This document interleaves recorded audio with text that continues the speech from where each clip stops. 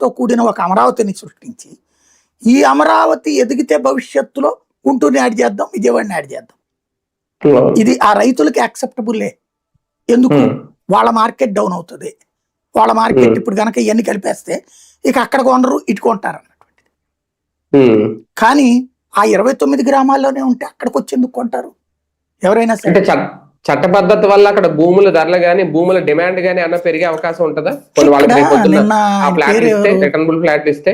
నిన్న మన పెమ్మసాని చంద్రశేఖర్ గారు మన వెంకటకృష్ణ డిబేట్ లో చక్కగా మాట్లాడాడు.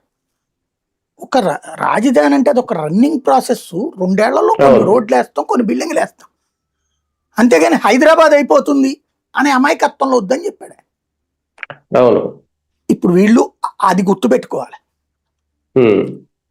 ఆయన చెప్పడం ఆపాలి ఆ విషయం. నేను హైదరాబాద్ చేస్తా, బెంగళూరు చేస్తా, చెన్నై చేస్తా అన్నటువంటి వెంటనే అయిపోతే 29 గ్రామాలు. దానికి దీనికి ఏమైనా సంబంధం ఉందా? కనీసం మంగళగిరి అవుతుందా? కనీసం మంగళగిరి ఎందుకు అంటే పెద్ద సమస్య ఉంది. నేను మొట్టమొదటి నుండి మొత్తుకుంటుంది అదే. నువ్వు ఇవన్నీ సెట్ చేయకపోతే చాలా ప్రమాదకరం. అసలు ఇంత అయోమయాన్ని సృష్టించే రాజకీయం ప్రపంచంలో ఇంకెక్కడ ఉండకూడదు. ఏ రాష్ట్రానికి, ఏ దేశానికి ఈ దరిద్రం పట్టకూడదు.